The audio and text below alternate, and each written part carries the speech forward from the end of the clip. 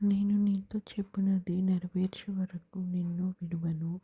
ఆదికాండము 28:15. పరలోకమందున్న మా తండ్రి, నీ నామము పరిశుద్ధపరచబడును గాక. నీ రాజ్యము వచ్చును గాక. నీ చిత్తం పరలోకమందు నెరవేర్చున్నట్లు భూమి యందు నెరవేరును గాక. మా అనుదిన ఆహారం నేడు మాకు దయచేయము. ఇతరులు మా ఎడల చేసిన అపరాధములను మేము క్షమించిన ప్రకారము మా అపరాధములను క్షమించుము. మమ్మల్ని శోధనలోకి తేక కీడు నుంచి తప్పించుము. ఎందుకనగా రాజ్యము, శక్తియు, మహిమ నిరంతరం నీవై ఉన్నాయి తండ్రి.